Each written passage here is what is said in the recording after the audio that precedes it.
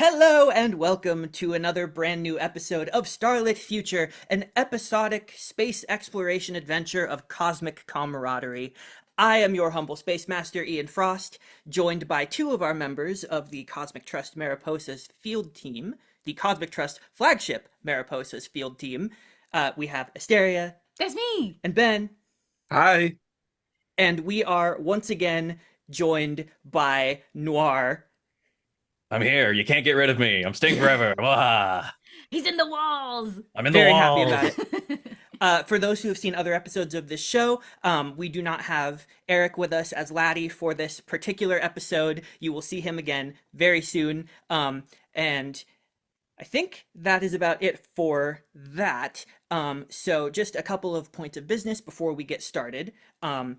Starlit Future is a fully episodic series. So while it does always follow the story of the same core group of characters, and it does follow a chronological timeline technically, every adventure can be enjoyed in a vacuum, the vacuum of space. It is designed after a particular, space exploration TV show. You might have heard of it, but you can drop in at any adventure and enjoy it. But that being said, if you have a completionist mindset or just want to see from the beginning, want to see how these characters got together and met for the first time, then you can visit the playlist that this video is on and start from the very beginning, our first adventure called Starlit Future, The Unveiled Galaxy, and watch the episodes up until this point and be totally caught up. And then the final point of business is that we are playing a modified version of Kids on Bikes. I don't really need to explain it. It is super intuitive, super easy to understand, and we really didn't change that much. So I think that is all of our business. That being said, let us go back into space. Space, space, space, space. And our story does begin, as it always does, in space. A starry backdrop, but not empty. We in fact fade in on the image of a colossal structure in orbit around a moon.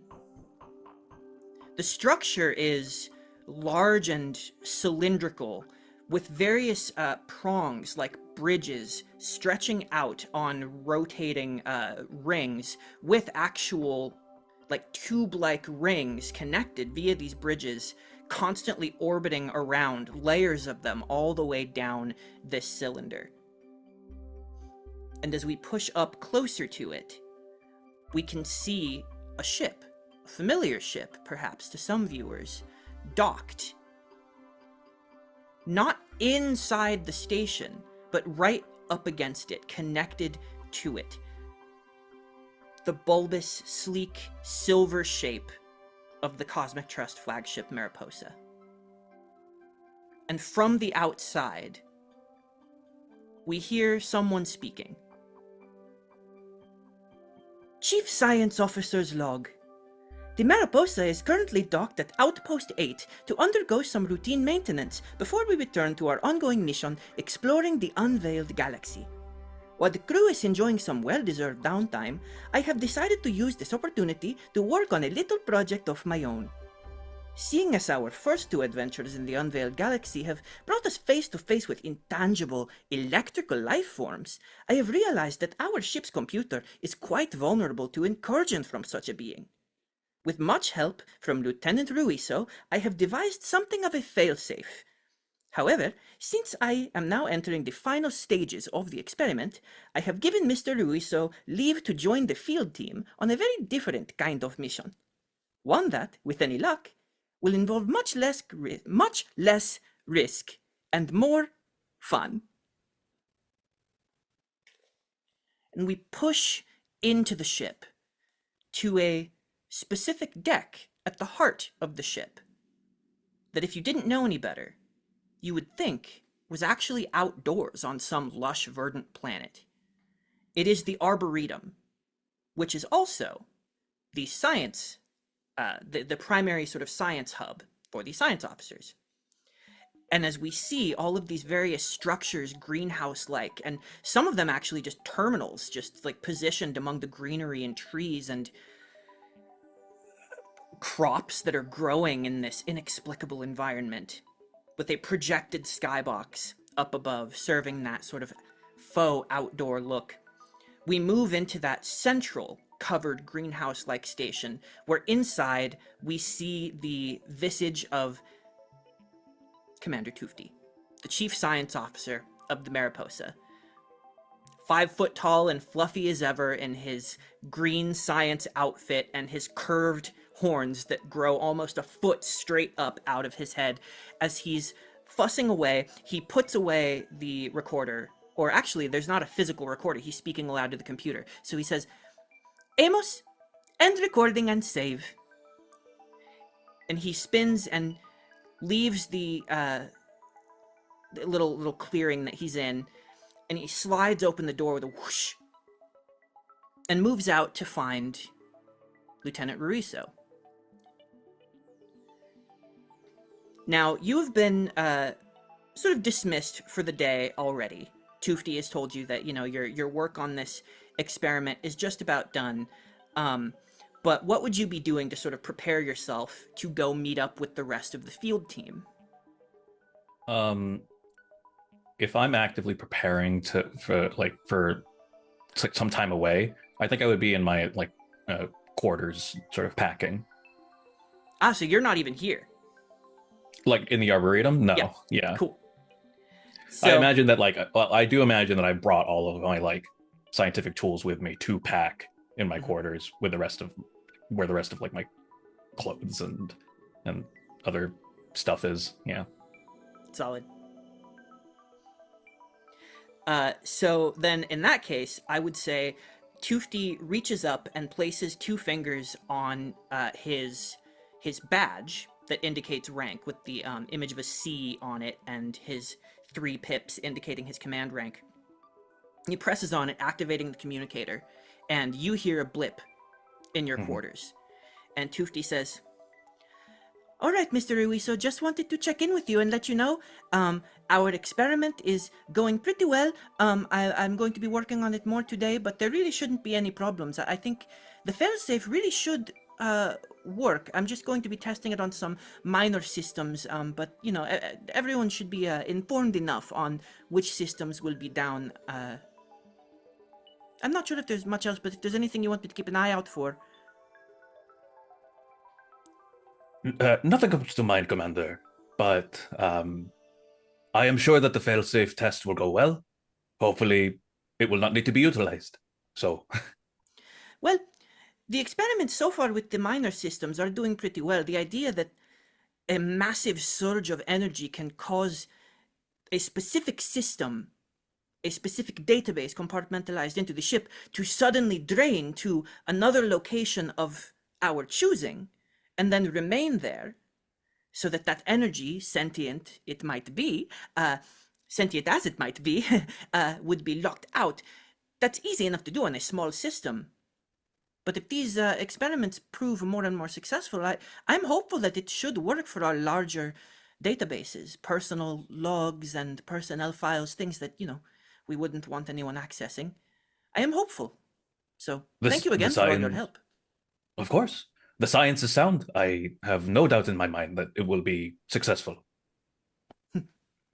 Always good to hear. And you are a huge part of that. Could not have done it without you. Or maybe, but it would have taken a really long time. I am happy to help wherever I can. Well, have fun. I understand you're talking to that the game designer, Ray. That's Dana Ray. Yes. I've been interviewed, I suppose, for lack of a better word. And I'm interested to see what she is cooking up, let's say. Oh, yes, she's been very secretive. But, all of us have been interviewed extensively. And there's a hint of Tufti is a very polite little guy. So it is very rare to hear him express exasperation. But you know him very well at this point. You work closer to him than anybody, really. And you can hear the tiredness, and I think probably empathize with it, because it is true. pretty much everyone on this ship, especially people who are like higher ranking or have worked with the field team, and the field team more than anyone, have been interviewed by this individual so much as she has worked on her Cosmic Trust inspired video game. Mm. And you Yeah. are on your way as you sort of hang up with Toofty and are getting ready to sort of step out of your quarters. You know that you are going to meet up with the rest of the field team down on the civilian deck of the ship, the onboard city. Mhm. And so you head that direction. Absolutely. So you get into the elevator and make your way to Triskaideka, deck 13 of the Mariposa. And as the doors slide open, you step out into the bustling nightlife with yet another projected skybox. This one with, at the moment, projecting like the sort of after images of stars in a way, because it is truly a neon city. There are lights of all sorts of colors, like a celebration. It's almost like this entire deck, the civilian population who signed up and were sort of vetted to be from all walks of life and contribute something, so that it's not only the Cosmic Trust that any alien cultures we meet are meeting. There are artists, artisans, chefs. This is truly the bustling sort of heart and the culture of the peoples of the Cosmic Trust. You move through, seeing various off-duty members of the crew. Because you are docked, after all, for routine maintenance. A lot of people are enjoying the time to themselves, especially after a few harrowing adventures, let's just say. Yeah.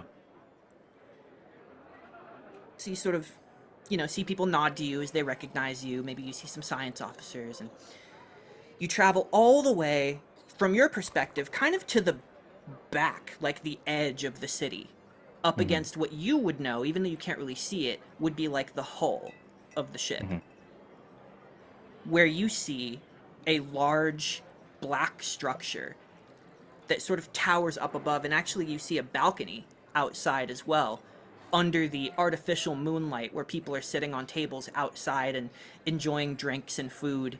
And you see this blinking gradient pink to blue, like neon sign above that says Cosmos, but Cosmo apostrophe S. However, the apostrophe constantly, like on a few second timer, blinks on and off, so that it half the time reads Cosmos.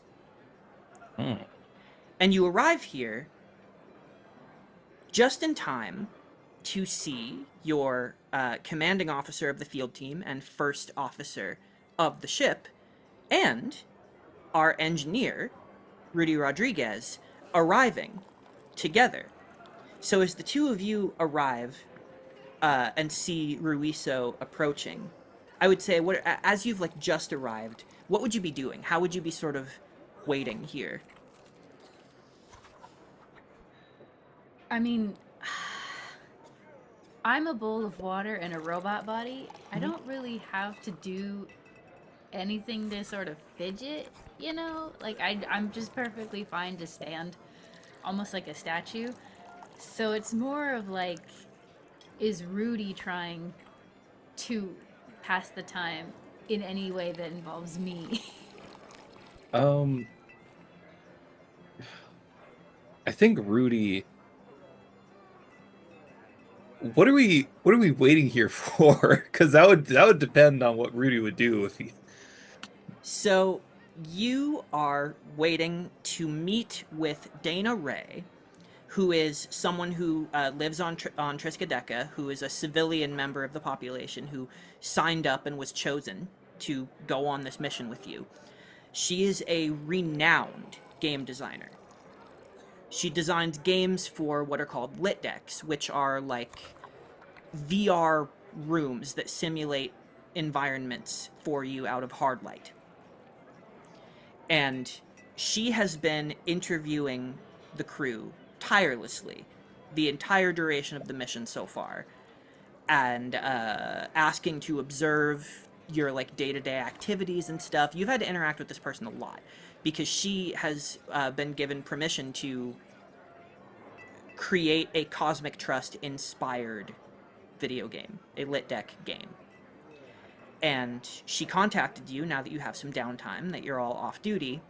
She wanted to meet with you to not only say thank you for all of your hard work and, as she put it, sort of dealing with her, right? But she told you that the game is just about done and ready to be tested. And she wants to discuss with you some of the final touches. That's as much as she would say. I think in that case, as Ruiso is walking up, you'll see Rudy for the first time, like truly looking exasperated and like, I know that like we agreed to help with the and like be interviewed for this game project, but do we really need to do even more things, Commander? And are we even sure that this is like safe? Like there were some things that were like she was asking that was like approaching confidential reports. Well, I would imagine that if she did ask something that was indeed confidential, you would have declined to answer or have been very diplomatic about it. I agree that her curiosity knew no bounds, but I hope you did not breach any protocol. Honestly, if I was going to breach protocol, it would be to refuse the interviews, but no, you don't have to worry about me and doing any of that. And besides, if this does turn out to be inaccurate or dangerous, who better to test it than the field team? Oh man. You know, when I thought of dangers, I was expecting alien worlds, not hard light constructs. It's about this time that you see Ruiso arriving. Ah, Reese will give a wave. hello, Hello. Lieutenant. Hello, Constant, Rhodey. This better be a comprehensive game that Miss Dana Ray is designing. Um, if she's been interviewing everyone else as much as she's been interviewing me. We have been assured that it should be very comprehensive, as you say. She has promised Good. much. I am quite excited, to be honest. Because I played the last game by Thebesda, and it was disappointing, to say the least. Damn it. I must admit, I am not one for the lit decks. This is probably one of the first times I'm going to try such a game. Has Apondor actually interfaced with a lit deck before? I'm sure that the other crew members have, but it's not my thing. I prefer reading, as usual. Ah, what have you been reading? I've been very interested in the concept of neurobiology and diversity and sort of how that relates to the transcension process. Interesting. I don't know much about that process myself, but I'm sure it is a fascinating read. You can ask Dr. Fang for recommendations. That's what I did. Ah, I might. I just might. And All of you. Rudy, what? Oh, sorry. No, go ahead. I was going to say, No. Rudy, have you been The reading human anything? does not get to talk. uh, I suppose less reading, more just analyzing schematics. I was wondering just what it took to build the Mariposa and like whether we're gonna be building any other ships like her in the future. It's one heck of an undertaking. Constant, you know the answer to that question. I do? Mhm. Oh, Yeah. What is the answer to that question? I don't. Constant does. The answer is yes. The mission in general was like, yeah, this is the first ship of its kind. It is the biggest, the fastest, definitely the first to have a city in the middle of it. So far, though there haven't been many missions yet into the unveiled galaxy, the ones that you have had have been successful. You've made minimum 2 new alien culture tentative allies. One whose intel is helping you on every further mission that you go on the various aliens and cultures that are on your itinerary to meet when the Mariposa returns to the mission after this little maintenance check. But you know that already construction is in the early phases for making more ships. Now, this is the flagship. They're not all going to be like this big and robust, but it's going to take more ships to fully explore the unveiled galaxy. The only thing that is throwing it into, not into question, but slowing down sort of the process of it really getting going is that we are nearing the end of a term for the human representative on the council. And it remains to be seen who is going to take over and who is going to be elected. In only, like, we're only a few weeks out from that happening, too. So it's a little hard to enact policy right now from a human perspective. That's really the only thing. But otherwise, absolutely, the answer is yes. More are being made. I happen to know that more ships are in the early phases, though I'm not sure how it's going to shake out with the election coming up.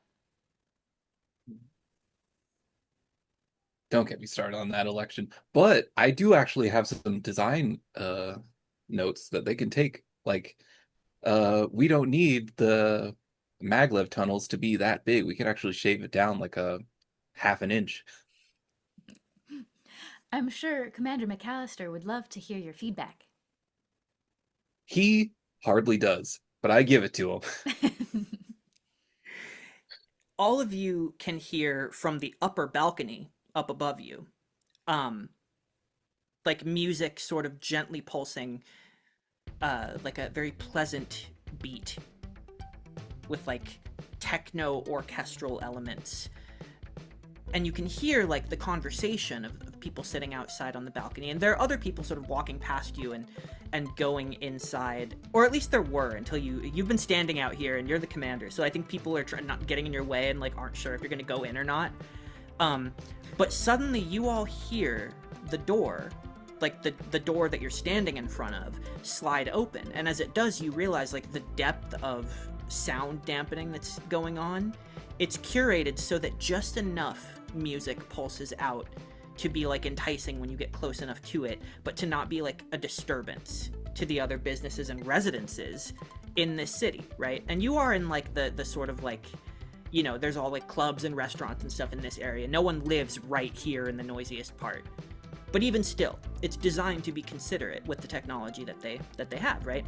But as soon as that front door opens, the music blasts out at you, and the smells of like cooking food and mixed drinks and like fruit flavors, and just like the smell of like people, just like lots of people celebrating and partying. And as this door opens, there's someone standing in the doorway.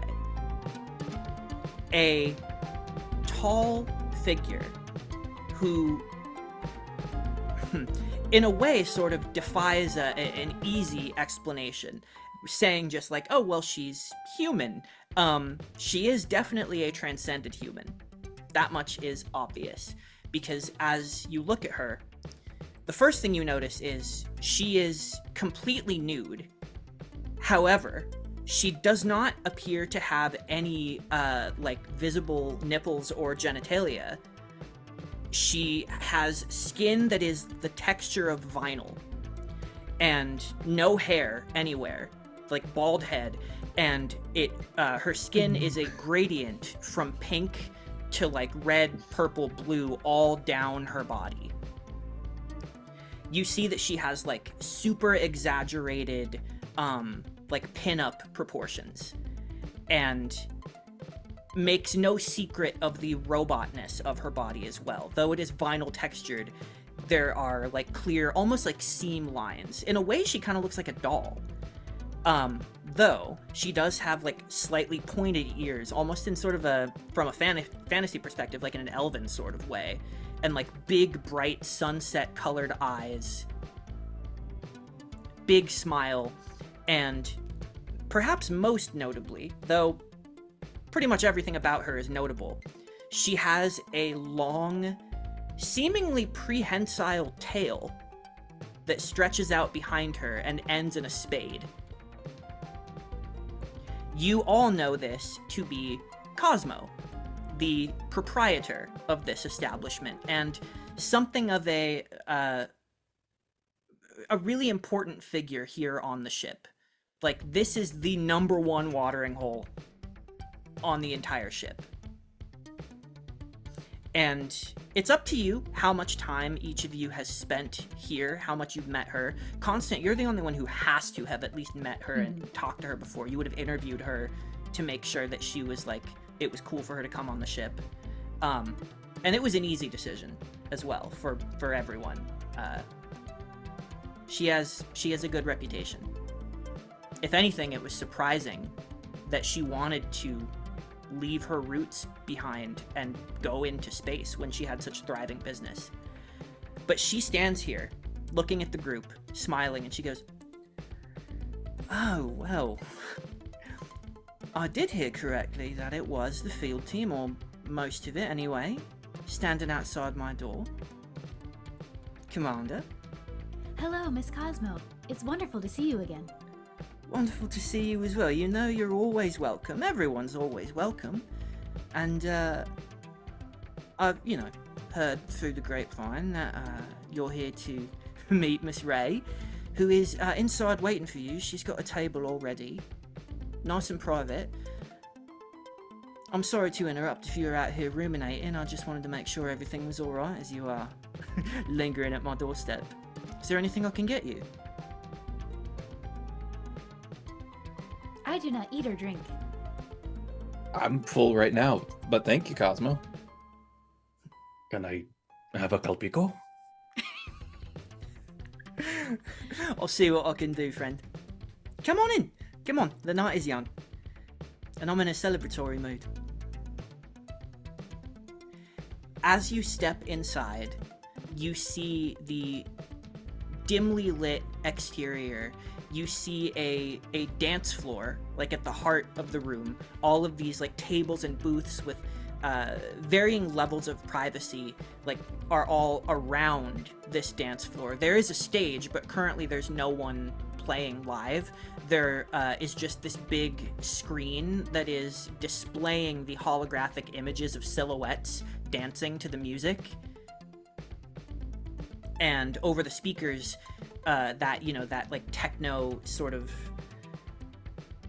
techno orchestral music is playing, and there are a lot of people like out on the dance floor dancing, and the dance floor itself projects like different colored sort of LED lights, almost like a checkerboard of different colors that move into different patterns, and it cycles through the different colors of the Cosmic Trust, the different like colors of uniforms of different departments. And every so often one will come up and a bunch of people will like sort of raise their glasses and cheer, like it turns green, and the science department people, that you hear a few people like up from the balcony like, "Hey!"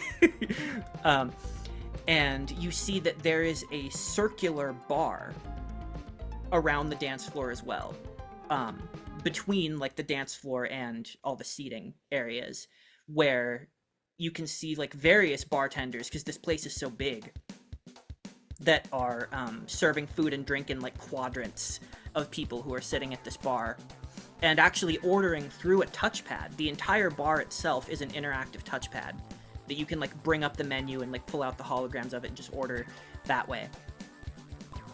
No one is paying, anything because money's not really a thing here. And as she's walking you through the establishment, she starts sort of moving you through the crowd and up the stairs up to the second level balcony area, not to the outside, but inside, overlooking down into the bar. She's just sort of like idly speaking to you about some of the updates that she's made and some of the interesting people that she's talked to today.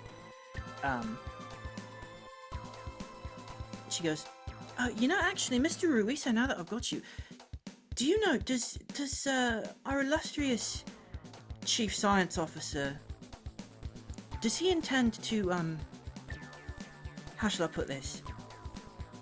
Mess with the media files anymore today, the media database?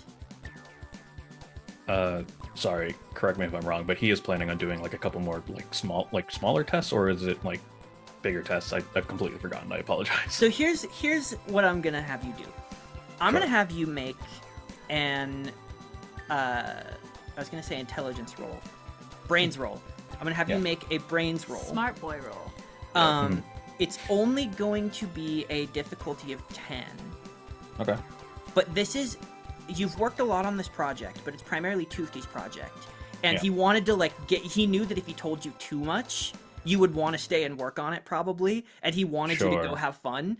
So I want to see how much you know about the specifics of what he's going to do today. Can I use my computer skill for this? Computers. I'm going to say this is not a computers-based skill. This is kind of a memory recall, but you do get advantage because it pertains to your department.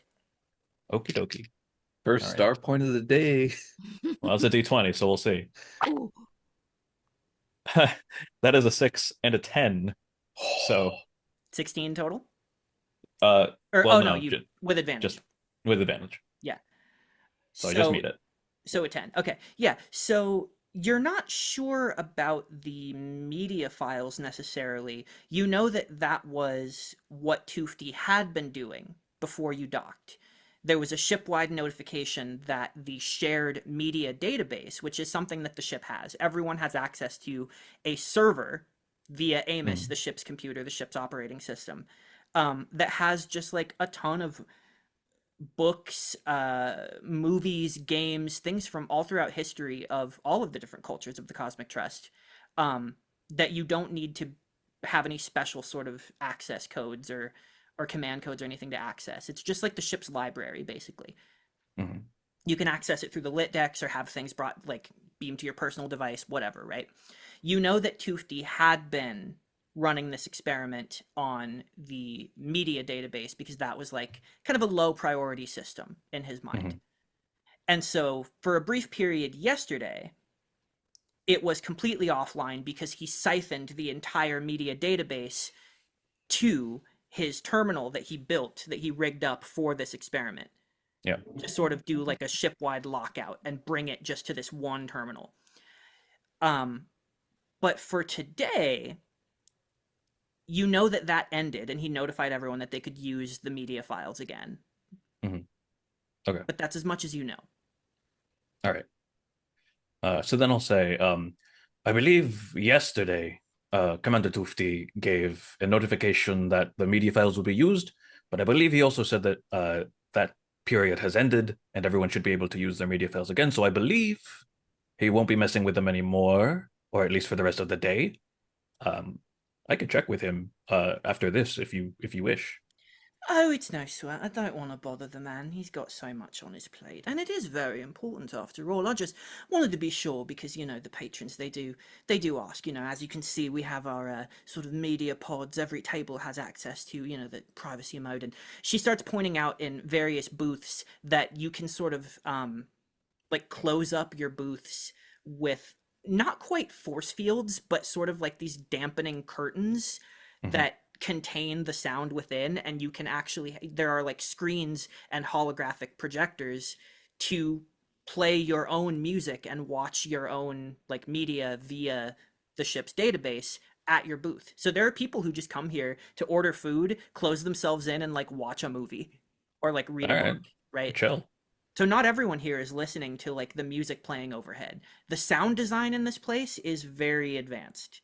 so that Gotcha. everyone can sort of do their own thing. She goes, I'm sure he'll let me know, or you will. So Yes, anyway, of course. this is where I get off. You kids have fun.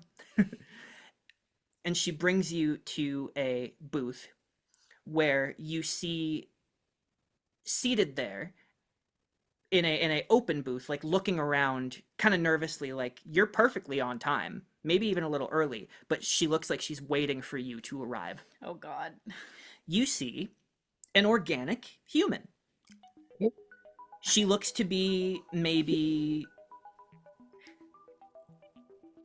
in her early 30s, but does have like a very youthful, sort of like fairy-like quality. Very slight, very skinny, but kind of a round face with almost very gaunt cheekbones. Quite pale, with like bleached blonde short hair that is like spiked up and chopped up, and like it's all kind of pushed messily forward and falls a little bit over down onto her forehead, and big round glasses that make her eyes look even bigger, with like glittery makeup that she wears, and very cyberpunky, like classical, like a classical literary cyberpunk style to her, like a leather jacket with various patches of what you assume to be maybe band names or possibly movies that she likes or something, over a white tank top. And as you see her sitting there, you see her legs under the table from the knees down are completely bionic. And you see that she actually wears like almost like capri cut, is that the right cut, pants that show like they end right basically at the knees. Shorts? You mean like shorts? Yeah, I don't Yeah. know pants that well. But yeah, and you can clearly see that she has these sort of bionic legs, but they are decked out with various colored LED lights that cycle, that look very much like a gaming PC.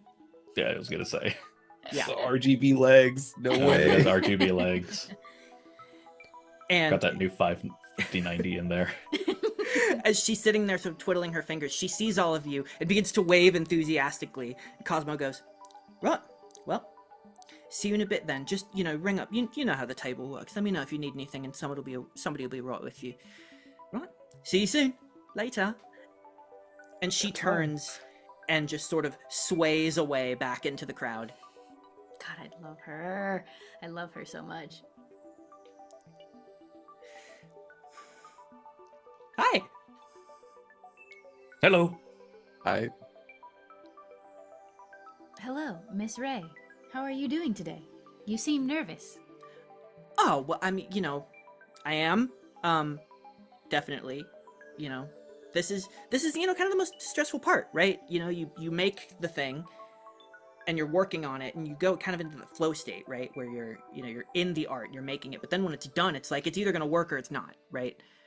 And I'm confident that it's going to work, but I'm not in the business of trying to authentically tell other people's stories in this way before. I've never done it before. And this really matters to me. This project matters to me, and I've realized over the last few missions. Please sit down. What am I doing? I've started rambling before you even sat down. Please, join me. Do you want any food? I already have mozzarella sticks. I've only eaten like 2. Thank you, but I do not eat or drink. I know. Sorry, I didn't mean you. I mean, you could if you wanted to, but I understand. Sorry. Man, here, let me. And then she sits back. She picks up a mozzarella stick, sort of breaks it in half, sniffs it, and then bites it. And then she like takes a long moment to just sort of like methodically chew it and swallow it. She closes her eyes and opens them again. And she goes, "Okay, full mozzarella reset. Sorry. The thing is, it's about as done as it's going to be, right? I mean, I told you this. I need to thank you, first of all. Maybe even apologize, but mostly thank you for your patience and all of the hard work that you put into this. You know, I've asked you so many questions and stood around in rooms while you were trying to do stuff. Try not to be in your way, but like, it, like I said, this is important to me, and I want to get it right.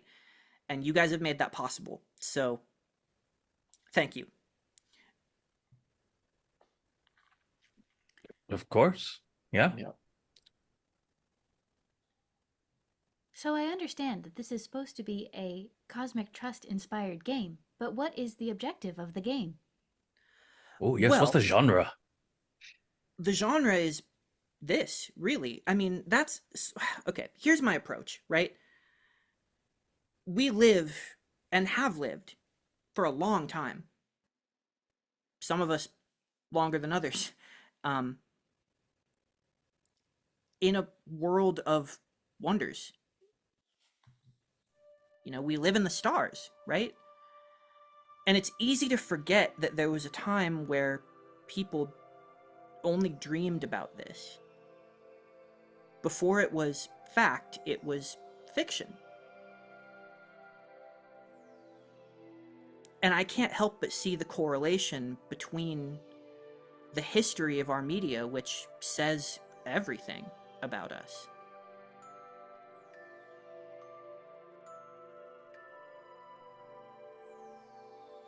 Between that and what we built, and what the Cosmic Trust built.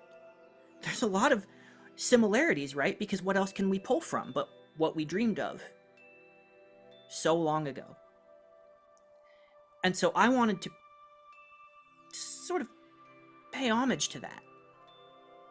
So there's a line, right? Hopefully a blurry line between the sort of exaggerated fictional elements inspired by the past, by stories that we don't tell so much anymore because we're living them, and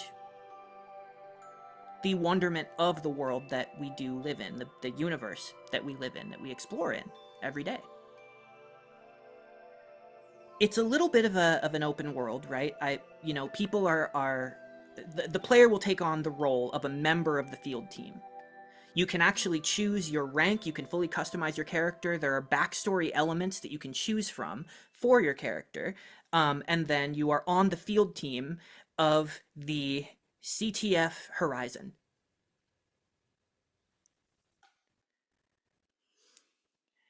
And you can also, you can customize your captain, make your own original captain character. There is a default captain that you can use if you want to, but the ship is fully populated. I mean, over 1,000 individual characters for you to interact with who are weaved into the story in various places, who all have their own lives that they've lived, and all of them are, conversationable, work withable, dateable.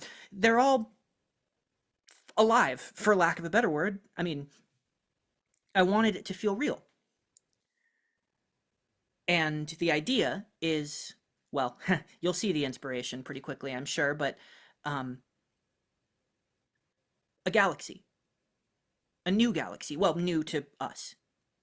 The unknown galaxy. To be explored by this ship, the first of its kind. I don't want to spoil too much for you beyond that point. I just want to say,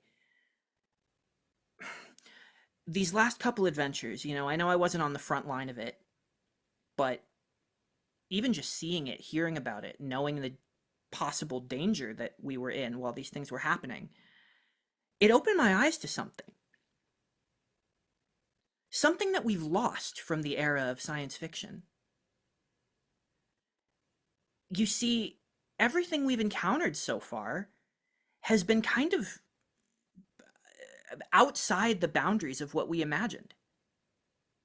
We met people so different from any of us, with different ways they perceive the universe, perceive time, even perceive their own senses and their sense of self. These are, the intangible beings that we've met, cosmic beings.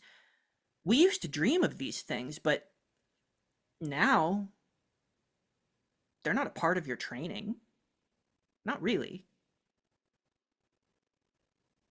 I mean, Not from your responses to my questions, anyway, and all the research I've done. But it occurred to me, now that we live in a universe of wonder and we have tangible proof that a lot of the things that we could encounter are things like this, it occurred to me that this is more than a game.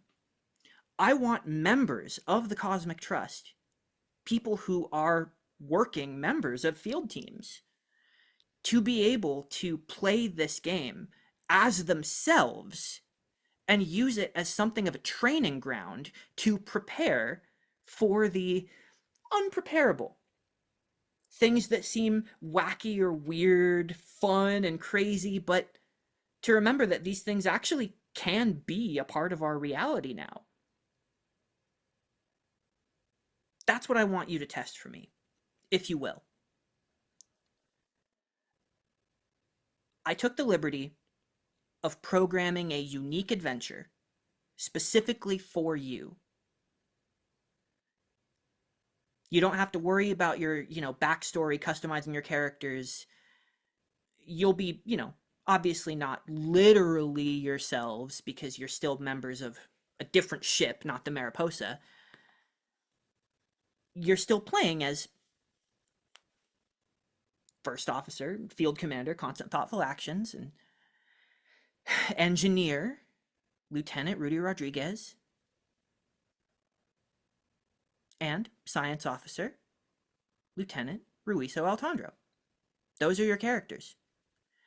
And I want you to analyze this, not only from an authenticity perspective, but Ruiso, with your computer expertise, I'm hoping that you can actually watch for any sort of glitches or inconsistencies on the technical side to make sure everything is working for all the possibilities. Because I'm going to be honest, the scope of this thing is crazy. I mean, I actually had to patch into the onboard lit decks of Outpost 8. That's why it took this long, why we had to wait until we got here, because I'm using power from the actual space station because we needed the extra processing power. It's not to brag, but it's ambitious. I think that's about it. And if you're willing, I'll have it up and running, ready for tomorrow morning. I have many questions. Now, when you say this is meant to be a training program, how real and dangerous should we expect it to be? Oh, well, see, that's up to you, right? Like, the lit decks are already used for training on the ship. And so I actually utilized Amos to sort of help me with that, right?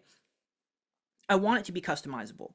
So most lit deck games that you would get just on the market, they don't put you in real danger. Obviously, that's wild. But there are sort of haptic feedback elements that don't hurt you, but allow you to know that you've been hit by something, the tactile feel of it, or it's meant to prevent injury, but simulate that something has happened, and then the sort of hit points system of the game will take care of the rest, right? But that's not so for training programs. You can turn the safeties down or even off if you have command authorization. You know this. I'm only telling you this because in this game, you can switch what mode you want. If you want to play with full safety off possibilities for being actually hurt, you can. I wasn't going to ask you to do that. I was thinking you would still play it like a game. That's the thing that matters more.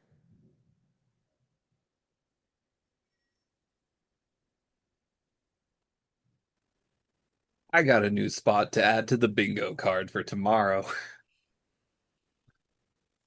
Yeah? Yep. The safeties somehow get turned off. It's going on the bingo card. Oh, Amos shouldn't let that happen. Mm-hmm. Yep. However, this is effectively a playtest, so we should expect anything can happen. Perhaps. I mean, I have a realistic view of the universe, I think. Yes, I am talking about dreaming of a world of wonders. Wonders that are real to us now, but still, wonders, right? We're talking about science fiction here and the line between fiction and fact, but that doesn't mean that, you're going to expect to see a hippopotamus wearing a top hat. What reason do you have to think that could happen? You know what I mean? So for me, I know what I'm good at. I know what I built. And I'll tell you now, I'm pushing a lot of envelopes here. Some very specific ones. But I don't see a reason to think that you would be in any real danger unless you want to be. Miss Ray, with all due respect, as the leader of the field team, it is always my expectation that I will be put in danger, and therefore my team will be put in danger, and I must take care of them. So I must at least be prepared for the possibility. Well, that's fair enough. I understand that. And you know what? I respect that. Going in with that attitude, actually, that can only help the process. I will say, if at any point you are uncomfortable with the narrative, ask Amos to turn it off. There will be no resistance to that. And I will not be offended. Because I built this for you specifically to be kind of a training situation, there are, let's say, without spoilers, certain sort of meta-textual elements. If that's not something you're interested in, I would understand. But in the interest of what I want this to be, I would ask for you to try to keep an open mind to that. And remember, you have all the power. You can turn it off. You can step out. You can leave whenever you want, and nothing will stop you. And, obviously, everything you see in there is part of the game. Well, I'm convinced. I have additional questions about the ethics of the sort of base game having dateable NPCs. But these are not relevant. Perhaps we can have a conversation elsewhere at another time. Oh man, we could talk so much about how. So I interviewed so many people who are like inter-crew relationships and sort of the power dynamics of that, and actually built it into the game itself so that the game will punish you for abusing your power dynamic. If you would try to like date someone who is like ranks below you and stuff, the game will not let you be a creep. That's nice, at least. Yeah, who would date between the crew? That's crazy. What do you mean? That's totally normal. Yeah, totally. Wait, what? You see Rudy, and he is working on a brand new bingo card of things that could go wrong during the playtest. If you have any, I have 3 spots left. If you want to add any. Well, what do you have? I have we discover a glitch. The free space is that it turns dangerous. I have an NPC turns out to be a living conscious being. We can't leave the simulation. The crafting system doesn't work. And the Amos does not respond. I believe we should probably go and prepare for this training tomorrow. Miss Ray, thank you for giving us the opportunity to test such a thing. Of course, of course. And, part of the reason why I wanted to talk to you tonight, but, before you played, is so that you had the opportunity to think about if you want to customize your own captain as well. Oh, interesting. Because, here's the default captain, and she goes, into the table and, turns it into screen mode. And it goes transparent like a screen, and then she starts typing into it and then pulls up a sort of holographic bust of a character wearing the purple command uniform with 4 pips. But you see who appears to be an organic human woman, sort of dark skin, bright eyes, curly hair pulled back into a bun at the nape of her neck, and she says, so this is Captain Erica Berman. She is your default captain. If you want to make any changes, you can change pretty much everything about her, but the backstory options, there's just like a few different ones. You know, she can be like a war hero or a famous diplomat, or really, you know, this can be her first mission or her 20th. It's really up to you guys. So if you want to come up with a new captain, you totally can. Otherwise, I have nothing but praise for the design of Erica Berman. So, Sounds good. We will think about it. of course, see you on, let's say, Lit Deck 11. Sounds good. Until then, thank you so much. Thank you. And we walk outside. Okay, now that she cannot hear us. Bingo card. Perhaps. Ooh, we exploit some bug that we find in the game to speedrun it. Yes. Speedrun bug. That's a good one. I did not want to start listing things and have her feelings get hurt. That is true. She is very protective of this game, as I suppose all artists are of their work. Now, Enough weird stuff has happened to us that like we just gotta. It's to prepare. exactly. Are you actually writing out a bingo card? Yes, right I am now? writing it down right now. I have the bingo card in front of me. I need 2 more spaces. Oh God. Oh God. I am interested in this intercrew romance tree, apparently, that's been going on. I'm not aware of any sort of thing. I've just been stuck in my studio this whole time. I have been observing certain relationships forming and dissolving, sort of on just a purely analytical basis. So it does happen. Interesting. Lieutenant Ruiso, I do not mean this question to be rude, but do you talk to people often? I talk to Commander Tufti a lot. But do you socialize? Do you go to Well, Cosmos? We watched those detective movies the other time, you know? This is true. But outside of that, no. That is a admirable and acceptable form of spending your time.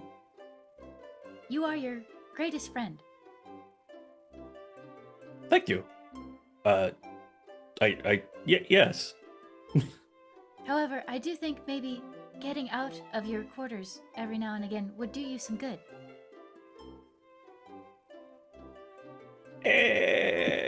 Maybe. It's not really something that I've... well, yes, please. Think of it this way. It can be an experiment, and you need more data, to be sure.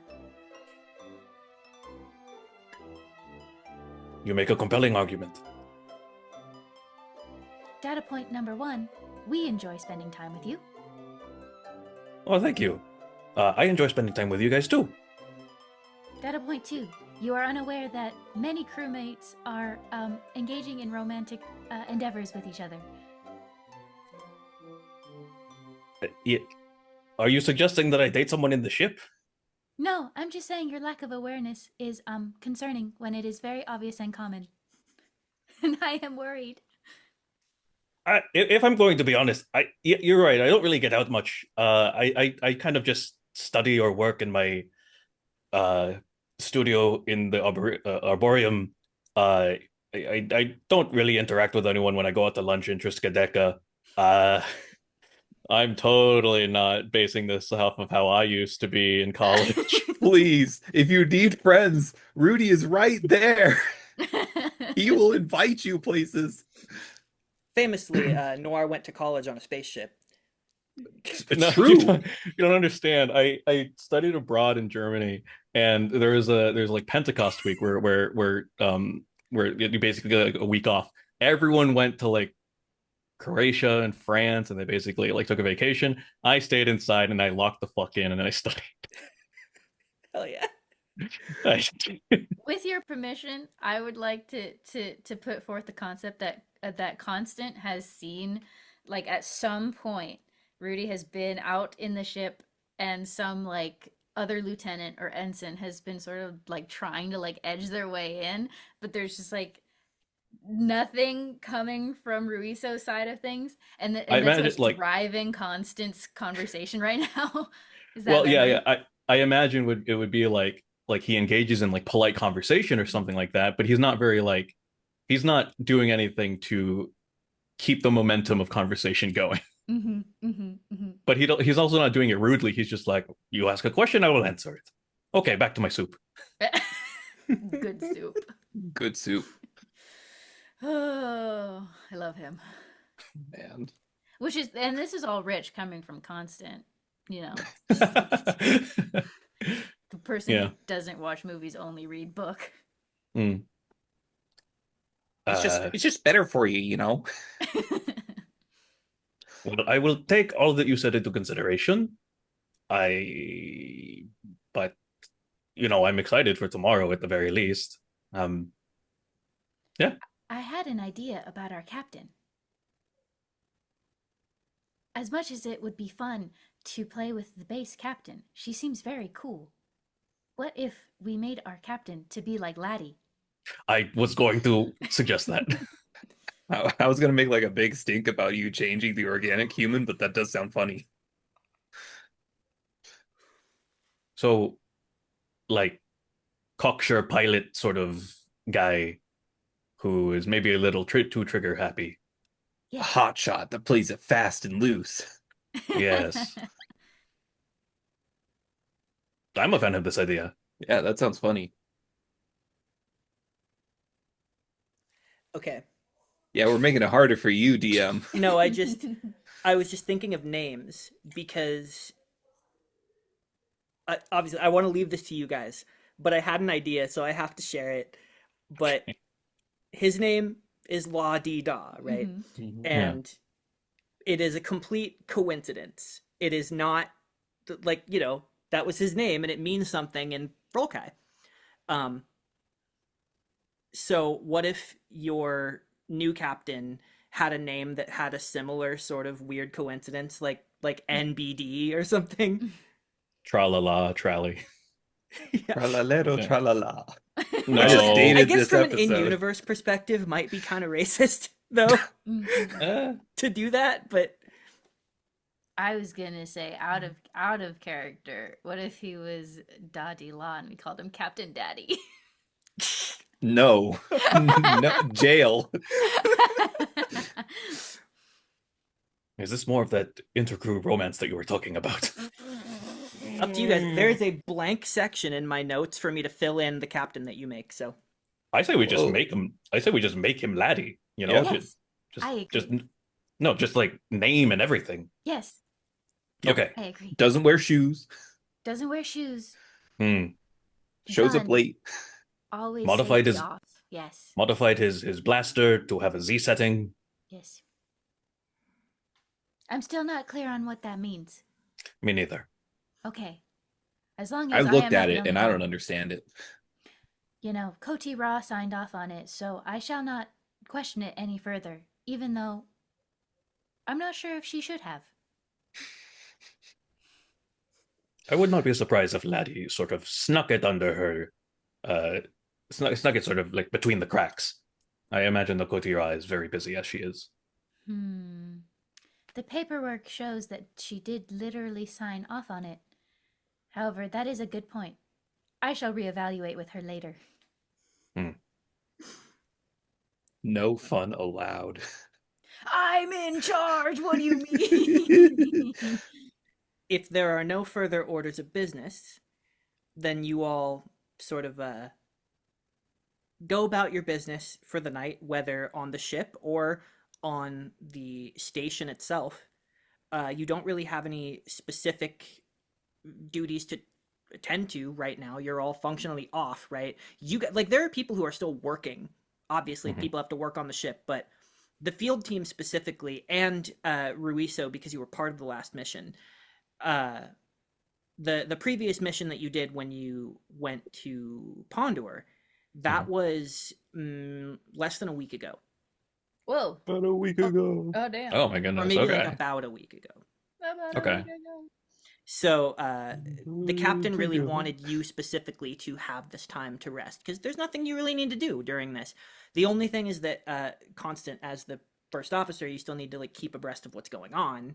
So people are still like reporting things to you that are being maintained. So I think the end of your evening, you're looking through the reports that are coming into you from every department on the ship about the maintenance that's already been completed during the day's work, and everything looks in order. And as you're winding things down, getting ready to go to bed, whatever that looks like for you, you get a ping on your communicator. Whoop whoop. Hey, Commander. It's me, Laddie. Just wanted to let you know that the upgrades to their shuttlecraft are going pretty well, but they're taking long because their shuttlecraft are so, you wouldn't believe how slow these things are. They're using things from 2115. It's so out of date. I'm gonna be working late. If you don't mind, could I possibly ask your permission to kind of just like hang out on the station a little longer and work into the night and spend the night on the station? I'm still gonna be busy on this tomorrow as scheduled, but I don't want to just like work overtime without telling you, because I know how important rest is. Of course. It sounds very important, and I would hate for you to lose any momentum. Bet. Thanks, Commander. I appreciate it. I think Constant had been taking longer in reviewing all of these reports because they would read these reports and then their neurons would drift back to the concept of like inner crew romance, and then they go back to reading the report, but they keep thinking about it, and then that communication from Laddie just killed any momentum for themselves. So they're just like, okay, I gotta hunker down and finish this last report, and then I'm going to bed. Okay. Then, with that, unless there are any specific things you do to prepare during the night, No, not me. we will fade into the next morning.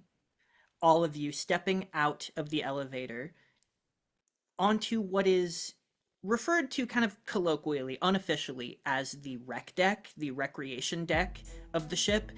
That's not its official name because lit decks are not just for fun. They are often used for training, as we talked about before, and they are used for recreation. There are people who like create new programs all the time on the ship. That's part of the thing with Triskaideka is like there are lots of people coming up with ideas for new ways to entertain themselves and the crew. But today, the lit decks have been completely cleared out so that only you guys are going to be doing this today because, as you were told, this program takes a lot of extra processing power. And as you make your way down the hallway, seeing all the other closed doors of the various lit decks, you get to lit deck 11, and you actually do see the power terminal that has been brought in.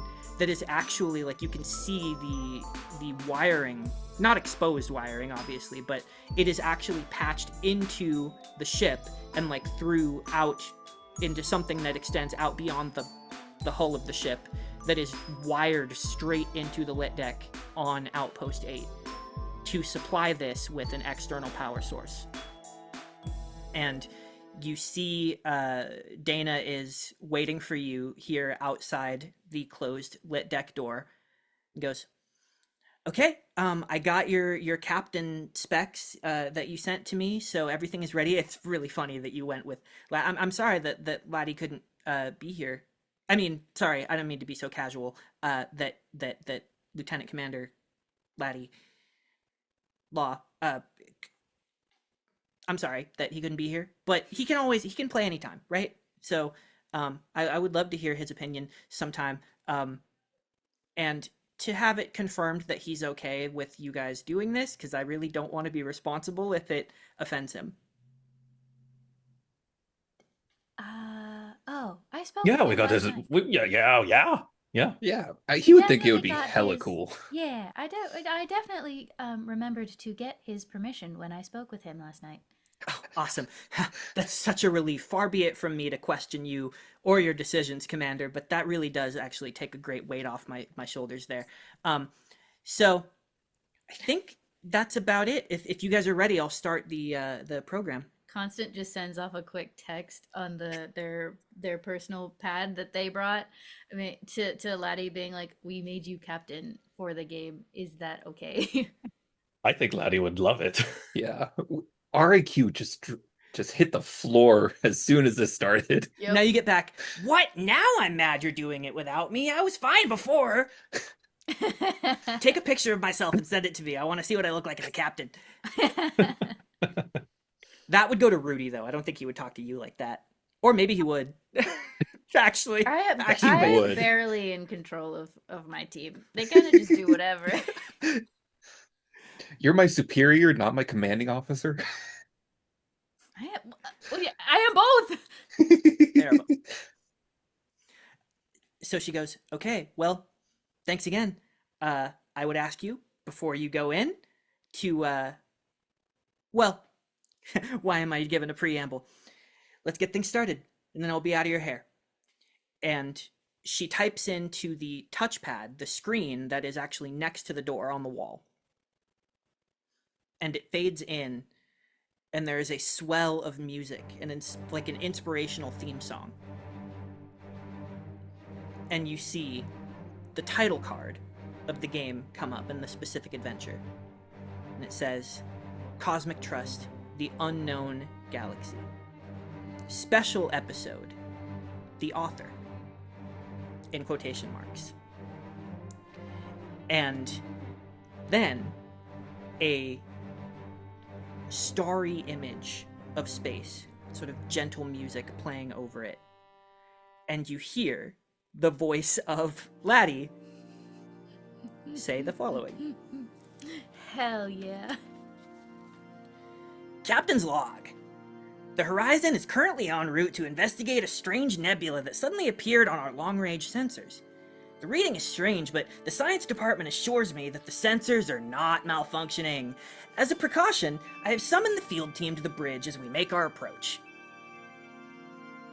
And then, the door slides open.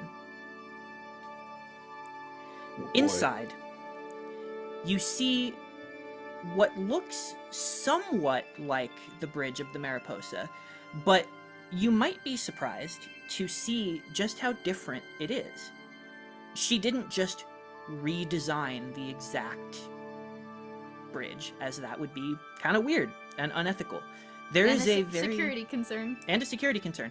There's clearly an inspiration, but it is much more angular than the real thing.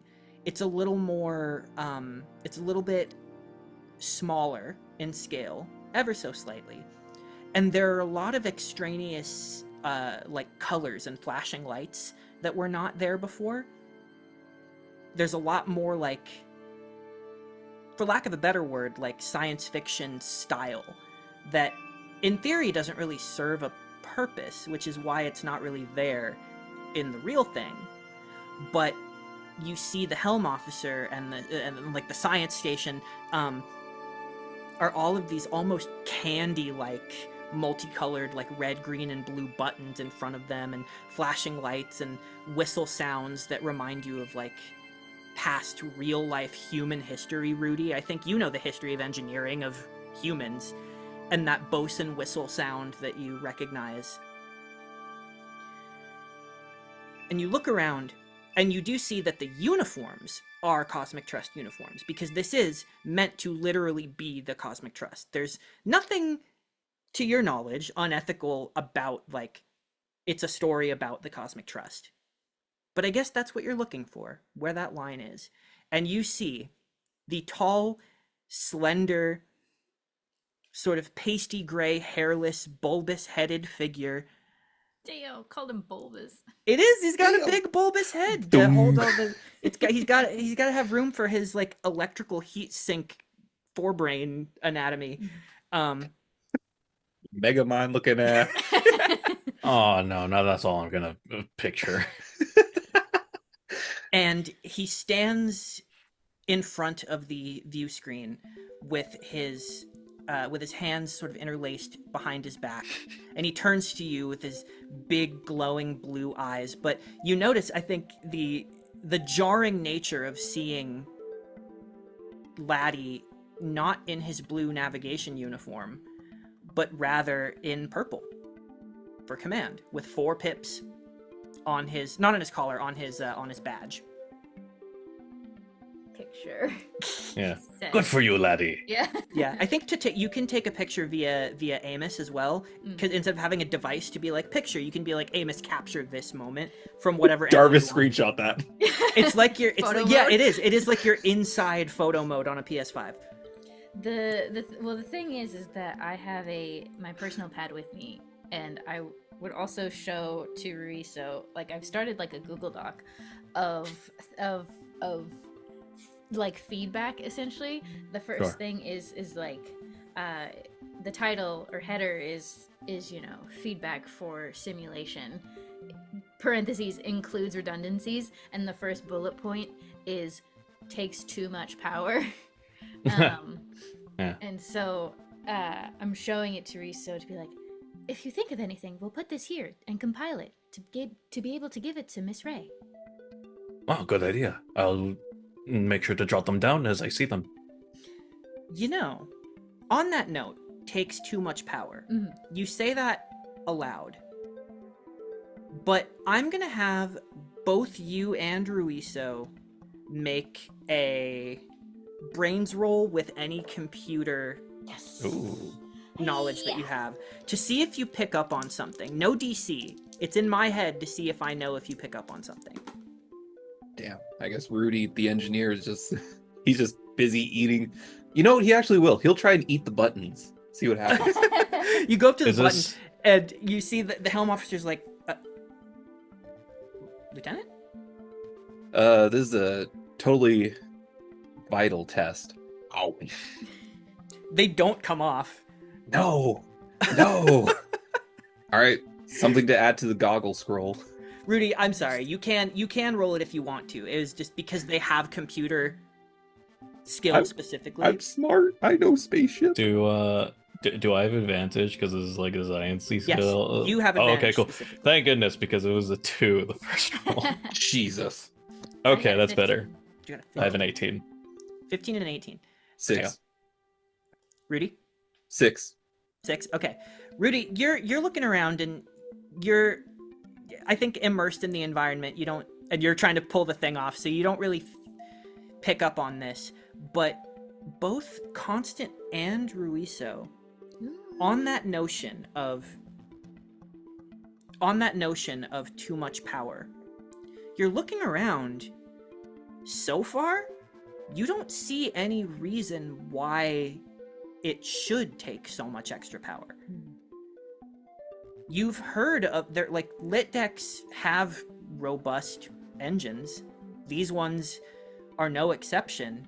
We're like cross comparing the specs of the lit deck versus the specs of that like extra generator or transformer or whatever that was brought in, and being like, wait, something's not adding up. Yes, because the way that a lit deck works, it is projecting the environment around you. There is a combination of both like artificial gravity being manipulated in real time and hidden treadmills on the ground, as well as how it's projected onto the walls, creates a sense of depth and distance as you move through different environments, so that you feel like, you know, you're never going to hit the walls, but you can walk for like ever, right? With all of that in mind, you know of tons of lit deck games and simulated environments that are like, you know, big robust battles. People do like battle reenactments and stuff, and there's no problem. So I'm gonna pull up on my pad the specs of the game, like how many gigs is it, like what are the minimum requirements, all that stuff. She's mining Bitcoin off of our game, dude. what I'm wondering is, would you have that? Mm. Well, I mean, So it would be what would be necessary. The storage on the ship, yeah, the required sort of like energy output of the ship would have to have gone through you. So you do see that it is a lot. It is quite a lot. Definitely more than you would think for what you're seeing. So whatever is causing this power to be needed, you have not seen it yet. Mm-hmm. But beyond that, she deliberately kept everything as hush hush as she was allowed to. So in terms of like story details and what this power is being used for, that is not something that you are privy to at all. Okay. Maybe it's just poorly optimized. I know of a lot of like quintuple A studios that, just spend all of their storage on textures and rendering and whatnot, and they make no attempts to optimize the game at all, and it takes so much storage. That is certainly possible. She may have gotten lost in getting everything right rather than making everything functional. Perhaps. Anything is possible at this point. But as you enter the bridge, Captain Laddie turns to look at you. Yeah. He goes, I'm glad you could join us. We are just arriving at the nebula. Actually, Mr. Rodriguez, if you wouldn't mind taking the comm, could you, put the image up on screen? oh, sure. And he'll walk over and doop-a-doop-a-doop-a-doop. And then turns to the person piloting the ship and goes, right, Lieutenant, nice and slow, bring us to a full stop. Aye, sir. Mr. Altandro, I need you on the scanners. Of course, Captain. And I go off. Do I know how to pilot this thing if all the controls are weird, different? Yeah, I think you would, as you are looking at the controls, there are like tutorial, like ghostly images Okay. that are like Sure. teaching you how to do it. And you see that it's like, the thing is that the Cosmic Trust doesn't have an embargo on how ships work and fly, right? Sure. So it's really like, it's still authentic to something you would know in real life without breaking any sort of conventions or weirdness, right? But it does still take the time to teach you like it would teach a layman, which is pretty cool. It's not making you do things that are as complicated because it's a game. Yeah. But it's not quite all the way to layman level because it's supposed to be training you. You just get the feeling that what it's trying to train you on, if what she's saying is true, it must not necessarily be about the technical side of things all the way. If that makes sense. Yeah. Because it's still gamified at this moment. It's Yeah. a weird middle ground. So it's like halfway between DCS and Ace Combat. For all those people that know, which is nobody here. Yes, sure. Whatever you say. Captain Laddie stares out the view screen as it clicks to life, and you see the image out in front of the ship. You see what appears to be a strange sort of nebula. At first, it's like gray and roiling like smoke in space. It doesn't look like any nebula that you've seen before. It's wispy like a cloud would be in atmosphere in a planet. And the longer that you watch it, the more it moves and billows, and you watch it as it changes color. It goes from that dark wispy gray to purple. And then as you continue to watch it, to blue, green, red, then back to its other shape, its other color again, that dull gray, as it's swirling and changing. And the captain looks back. He goes, recommendations? I was put on the scanner, right? What am I seeing? Yeah, so go ahead and make me a computer brains roll. Sure. I'm gonna say this one is let's say DC 10 again for this one. Oh my god. Well, I exploded on my D20. Yeah. Okay. 35. 35. Jesus. So Yeah. you go into the scanner and you see that there is a database that comes up of like different cataloged nebulas.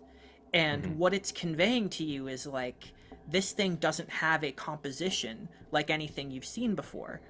And then it starts to calibrate and it looks like it's just about to give you results. And then the entire computer shuts down. Oh, It just like Oh. black screens you.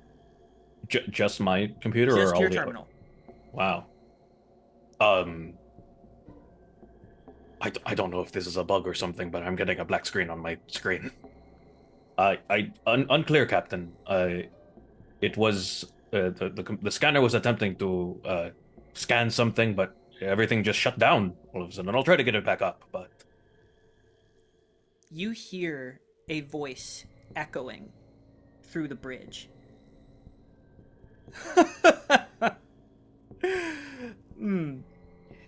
You want to know me, you're going to have to get a little closer. And you watch out the view screen as the cloud rushes into the ship. You are engulfed in what appears to be black smoke, but it feels warm around you. And there's this tingling, almost icy hot sensation. And then suddenly it dissipates and you look around you. And you three, and only you three, suddenly find yourselves in a completely different environment. You feel sand crunching underfoot. You look around and you feel heat around you. Like suddenly you're in at least 90-degree weather. There is a vast expanse of tan and orange desert as far as you can see in any direction. And you are surrounded by these large outcroppings of orange rock. And you look up and you see a sun, a yellow sun, beaming overhead. You don't immediately recognize this location.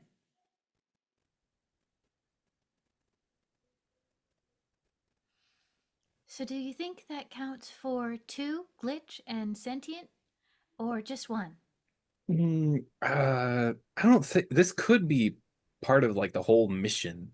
So the let's not title get too was called hasty. The Author, and I presume this could be the author that just spoke to us. Yeah, let's do the first test. Amos, contact Lieutenant Veal for me. Yes, sir. And then you hear that sort of patch through. Veal, how can I help you? Veal, say something that only you and I would know. That only you and I would know. Are you okay? Yeah, probably.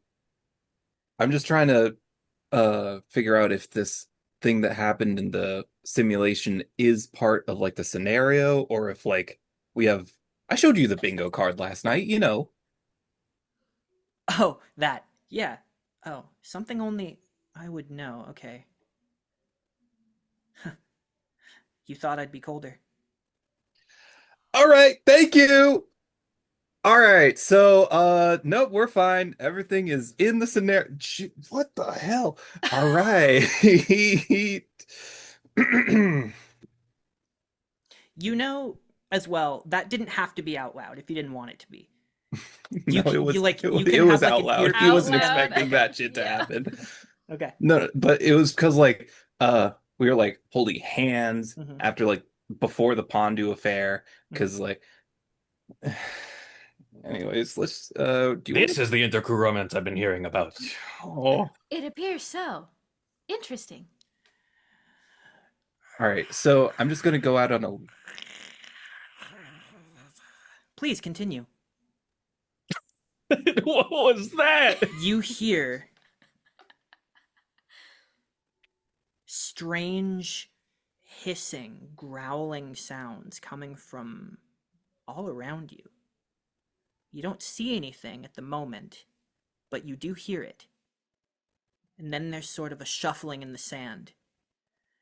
And you see, emerging out from behind the rocks, are 4 lizard-like creatures, reptilian. They stand about, maybe about 6 feet tall, slightly hunched over with powerful legs and long tails that sway out behind them, but don't have any level of like prehensility to them. They seem very stiff and rigid.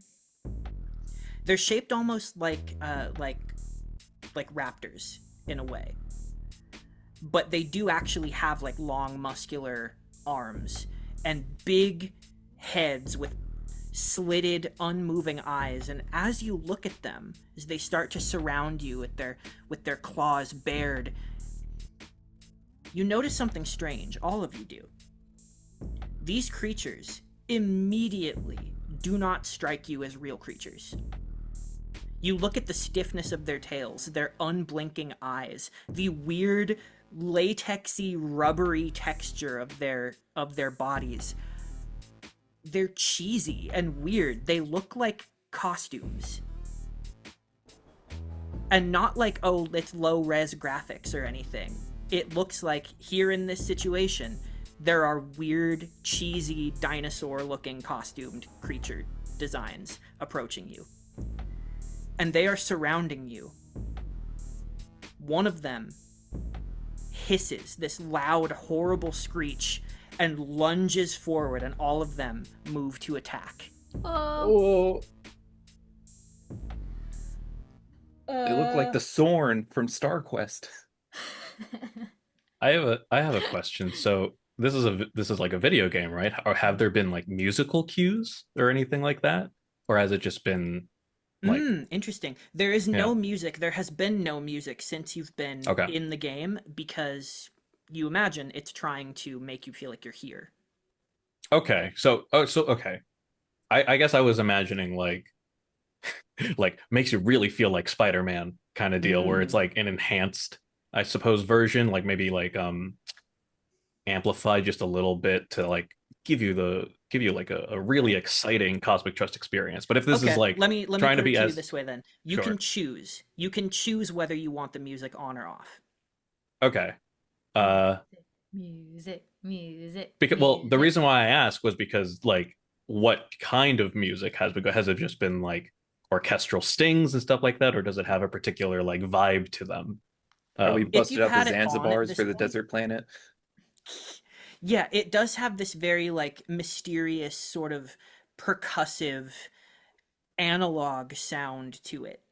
And as soon as these creatures appeared, if you still have the music on, it's this very like boom boom boom boom, kind of like okay, you know, sudden intense battle music. But it feels very like, I don't know how.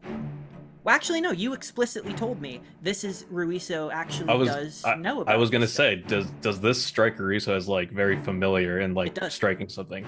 Okay. It does. This is deeply rooted in ancient science fiction.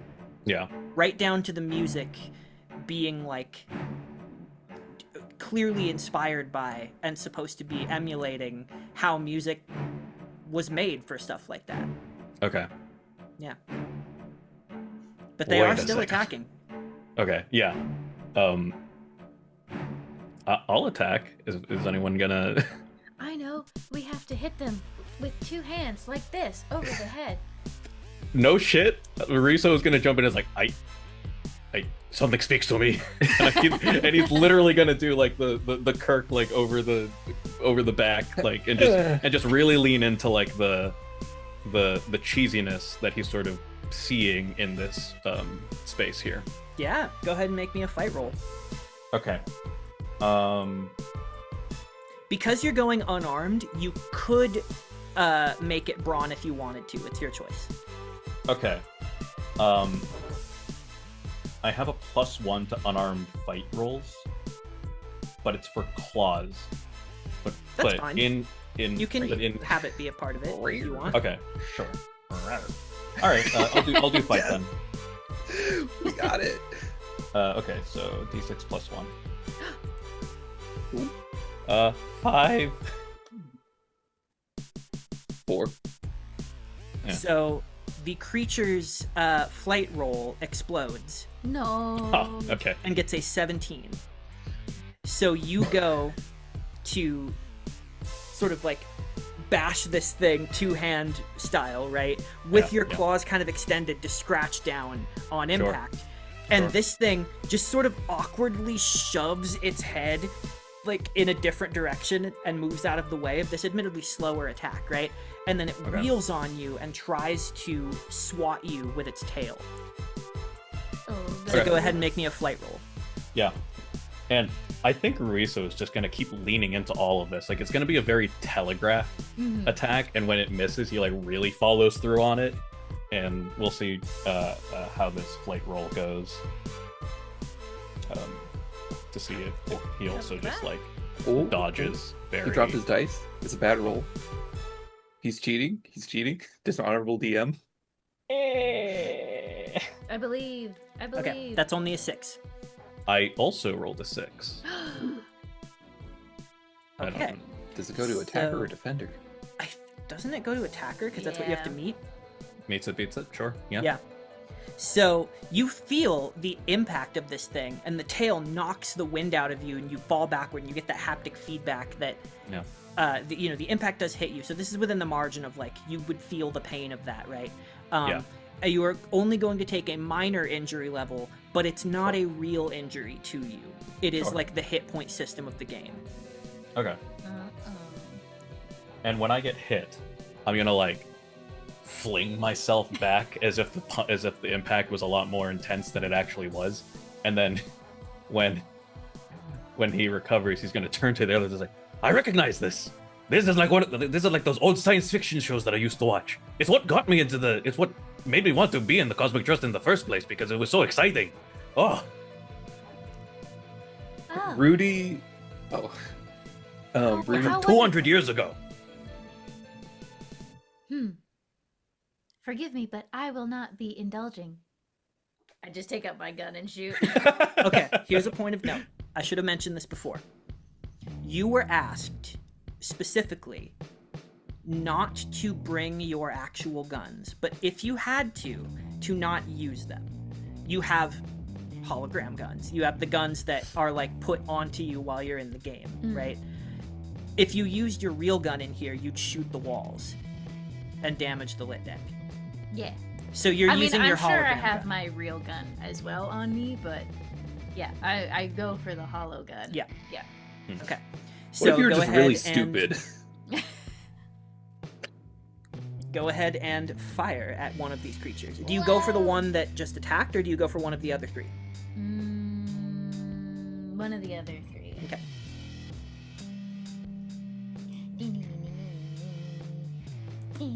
Oh.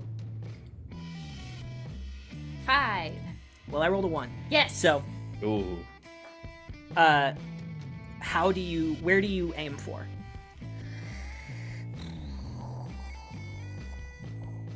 Probably just center mass. It's the easiest. It's very easy to get a lot of data if you hit center mass, and it does or does not do a lot of damage. So this thing is like wheeling on you and rearing back awkwardly to try and take a swipe at you. You fire into its chest, and instead of what your gun would normally do, which is pierce through it, or depending on what setting you have, instead it strikes into the center of it, and there's like a burn mark and a shower of like Power Ranger sparks. It goes, "Ah," and flies back and begins to convulse, and then dies. Oh my God. Holo gun, very effective. Yeah, I imagine these could be like minions or something, and then the actual threat is coming, or maybe the threat was the voice that was speaking above. I don't know. Yeah. Rudy is gonna do like the big old like the 60s like grab him around the neck thing and try and wrestle one to the ground. Yeah, go for it. Fight or brawn? We'll go with brawn. Even though fight statistically would be better, since I managed to roll like a 30 last time I used fight. Oh my God. Ooh, I should have used fight. 3. That's a 7 for me. Oh!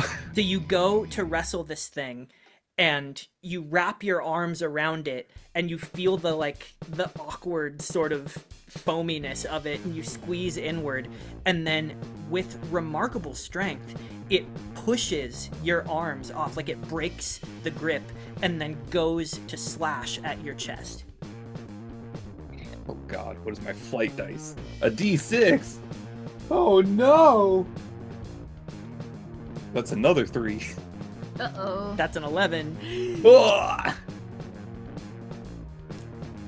Okay, so because that was over 5, you are going to take 2 minor injuries, and you see that the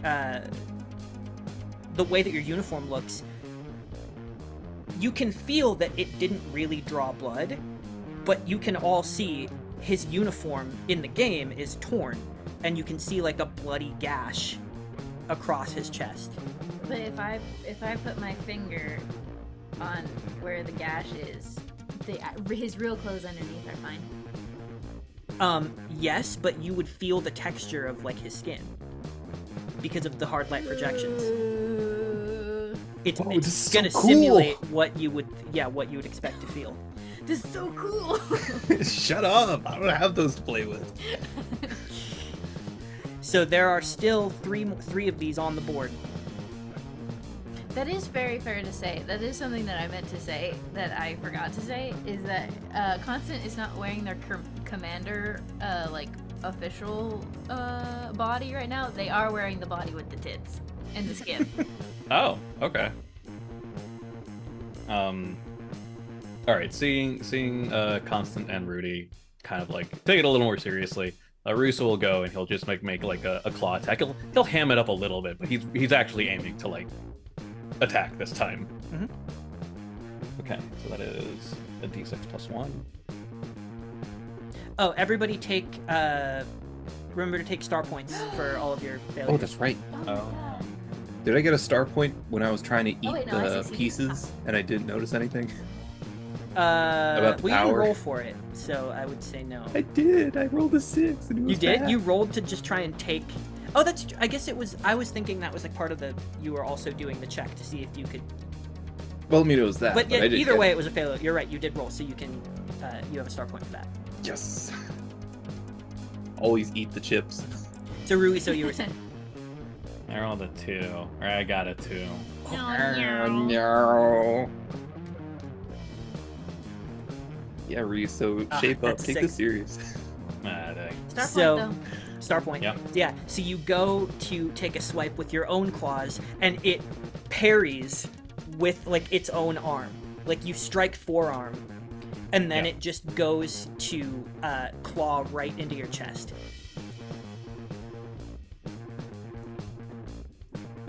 That's very cautious. Oh, that is an 11. Oh, sorry, let me move my flight. though. I believe. Can I sacrifice some of my turn to yank Ruiso out of the way as an attempt to aid? Yeah, and that's not really a sacrifice necessarily either. Okay. So you can just roll it and see if you, Well, I'm trying to grant a reroll for this. Oh, I understand. Yeah, you can absolutely do that. So you can roll with advantage. Okay. Command The only way ability. that the only way I can beat an 11 is if I explode. So we'll see. I got an 8 the first time, so maybe And number you can go up. use star points to explode. Oh, you're so right. How many star points can I use in a given roll? As many as I have. As many as you or- have. As many as I have. Okay. Okay. So I do have 3 star points, so I will use that to get from an 8 to an 11. Oh wait, but no, still attacker wins still.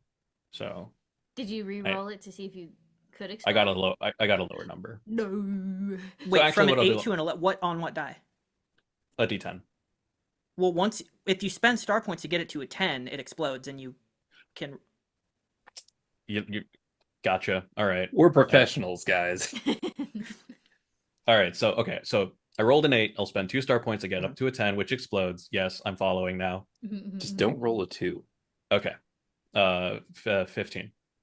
15. Okay, so on a 15, how do you dodge out of the way or deflect this claw I will. attack?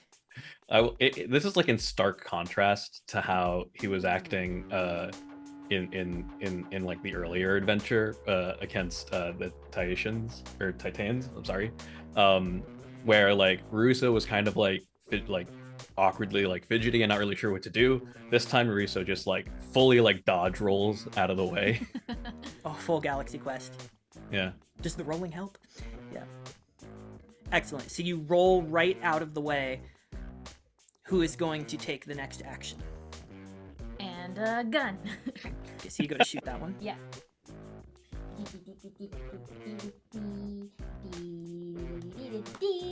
Oh my god, I got the exact same thing as last time. That's crazy. I got 5. I have rolled an 8. Oh no. Oh my god. Oh my god. Oh my goodness. Oh my damn. Oh my. Oh my. Oh my. So this time, when you go to shoot, it just, I really think these things are so clunky. It is running at you and it just sidesteps out of the way, and then it's going to try to bite you. Oh my god. Huh? Me?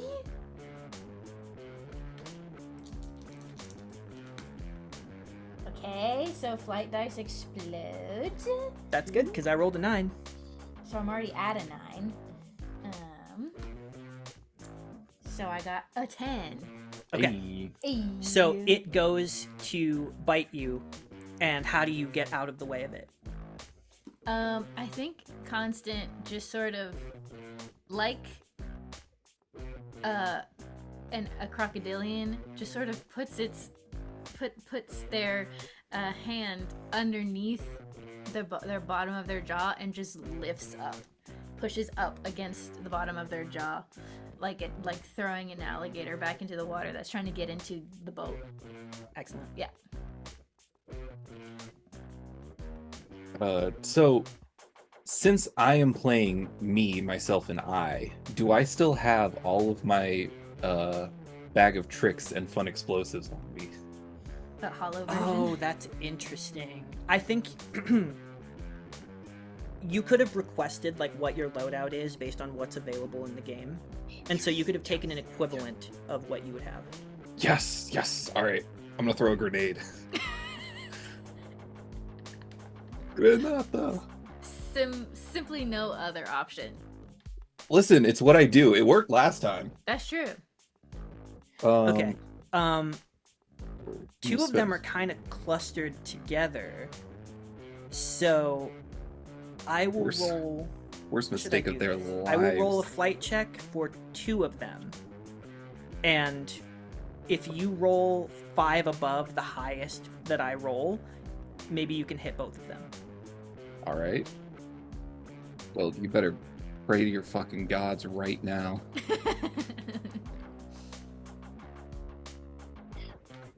Pick a god and pray. Pick a god and pray. 22. Holy 22. shit. Okay, you easily hit both of them with a 1 and a 9. You are definitely way more than 5 over for each of them. So you throw this grenade at where 2 of them are standing, and they stop and they look, and they're like, and they look down at it, confused, look at each other, and then explode. And when the cloud is gone, there is nothing. There's just like tiny little piles of ash that are much smaller than they should be realistically. We're the crew of the CTF-Horizon, and you'll be seeing zero dawns from now on.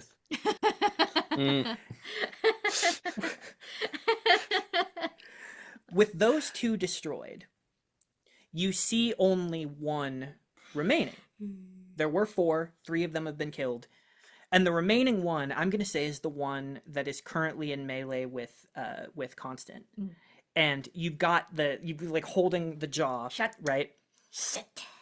And then suddenly it like shakes out of your grip and begins to laugh in a very human voice that it should not do, that you have not heard. This, and then you see its form turn into pure like particles of light, and it begins to spin and spiral like a firework rocket that's been set off, and then it erupts into fireworks that then form the outline of a person. you see what looks more or less like a human man wearing a white, well-tailored suit with a bright red tie and like sparkling silver skin and long white flowing hair that goes like down the shoulders and back. And this figure laughs and begins to applaud and goes, "Oh, good show, good show. I knew you wouldn't disappoint. You are the field team after all." And you are? "Oh, well, I have many names, most of which would be impossible for any of you to pronounce, so I've taken the liberty of thinking of something appropriate to your perception. Why don't you call me Author? Considering that is what..." And then he like looks over and then he points at Rudy. He goes, "That is what your ancestors used to yell at the end of plays, at the end of stories that they would put on little theaters, right? Just to celebrate the one who wrote the story. Well, my friends, I'm the one writing the story." Okay, Rudy, I think we can mark off the bingo card now. I don't know. This is still fitting in with the scenario. I think this is still part of the game. Yeah. Are you the Okay. reason that this program draws so much power? Program? Game? These are fascinating words to use in this situation. I'm not entirely sure what you mean, Oh, but he's I can good. very easily find out. No. Constant thoughtful action makes this motherfucker alive. No. What did I do? What the fuck? Unlock the secret sentience tree. Here's the thing. You've trespassed into my space. How- You don't have permission to be here, but, well, if something interesting wanders into your midst, you don't immediately kill it. The nice thing to do is to see if it holds your attention. Now, considering that you've done me a disservice, you've frankly been very rude, you and your CTF-Horizon. You've wandered into my area, and now I am going to assess your worthiness to be here. Doesn't it sound fun? Don't worry, it'll be fine. Elaborate. What do you mean by your space? I mean, it's the space that I was currently occupying. Therefore, it's mine. You see, I have the power to do as I like. All of my people do. And you'll soon find that out. You, on the other hand, don't even have the power to stay aboard your ship if you say otherwise. Are we currently still aboard the Mariposa? The Mariposa. Our ship. You see, we were playing a new video game on one of our lit decks when we were transported to this environment. It's part of the game. Don't do this. Don't do this. I've seen enough old sci-fi. Lit decks, yes. I've gathered this from a cursory glance in your ship's direction. Games, I understand this concept as well. In fact, I was aiming to play one with you all to see if I would allow you to continue to exist, but... well, here's what I've found already. Just from a cursory glance, you see, this is what I believe to be true. All of your people, what you do is you run around in circles for generations. You dream about the future, and then the future becomes the present, and all you have to draw from is the past. And so you just eternally make the world like your fictions. Now, that can either be beautiful or incredibly naive, stupid, and even harmful. I'm going to find out which, as is my right. So let's see what kind of stories, what kind of games your people are telling. Oh, it's such a simple matter for me to simply access your ship's media files. And he snaps his fingers. And there's a moment where he looks like he's expecting something. And then a few seconds go by and the grin falls. He goes, "Why didn't I get the Horizons media files? I can do whatever I like. What power do you have to stop my will?" He snapped his fingers again, and again, and again, and again. All right. That's one off the bingo card.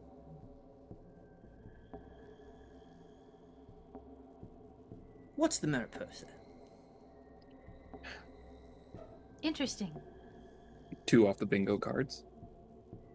A Mariposa is it's nothing. It's the name that we call a group chat.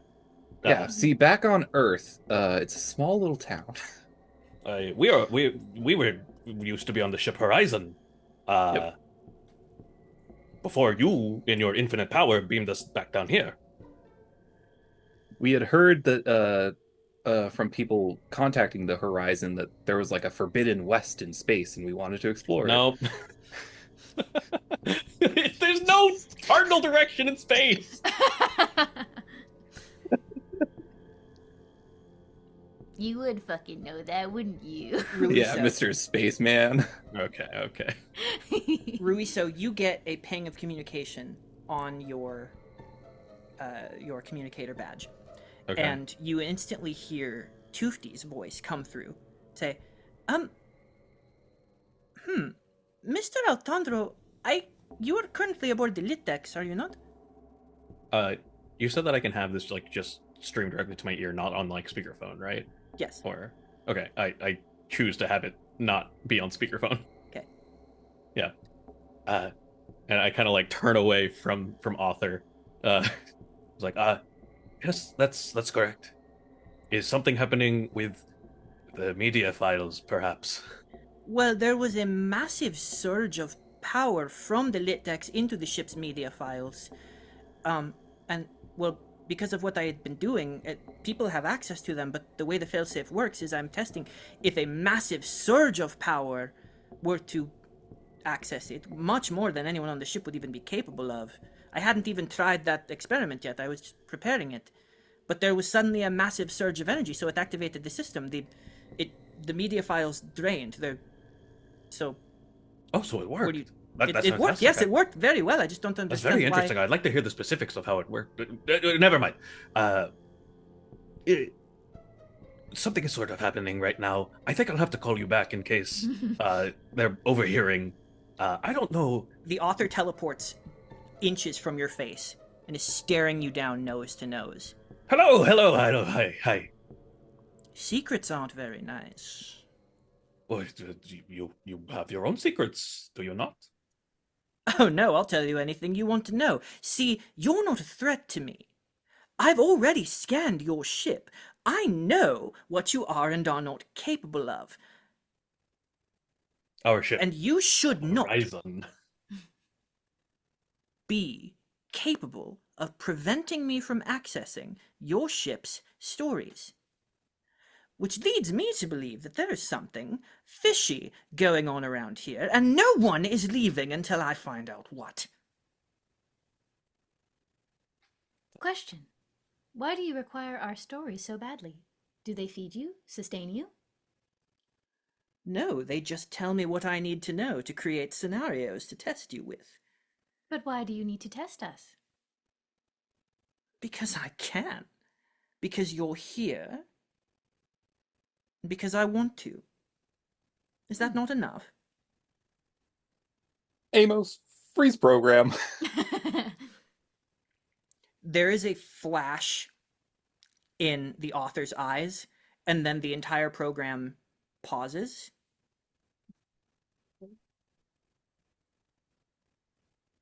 Amos, get us out of here. You see the pixels all begin to fade from ground to ceiling until you just see the glowing green grids along the walls and the actual scope of this room, the actual just naked lit deck. You look around. Everything seems fine. I think we need to talk to Dana about the comprehensiveness of what she has designed. I think we need to talk to like the senior command staff because I feel like we just created a living being and then maybe did something a little bit ethically sketchy. We It is good that, at least for now, it seems that Amos was able to end the program. And we were not Yes. actually trapped. Unless And that this is all just another program that the author just made to make us think that, and we're still in the lit thing. don't do this to me, man. Listen, it's totally possible. I'm saying what people don't want to, but like, I was going to say that it is also good that Commander Tufti's experiment has been working successfully, as to prevent the author from getting a hold of the media files. But what if that was also part of the simulation? I just started looking around manically. Are you trying to determine if you're actually out of the program? Is this Yes. real life? Yeah. Okay. Would that be a computer's check? I think it could be. Yes.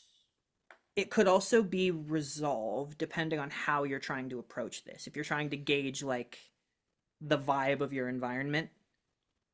So or resolve with computers? I'm saying it could be brains or resolve depending on your approach.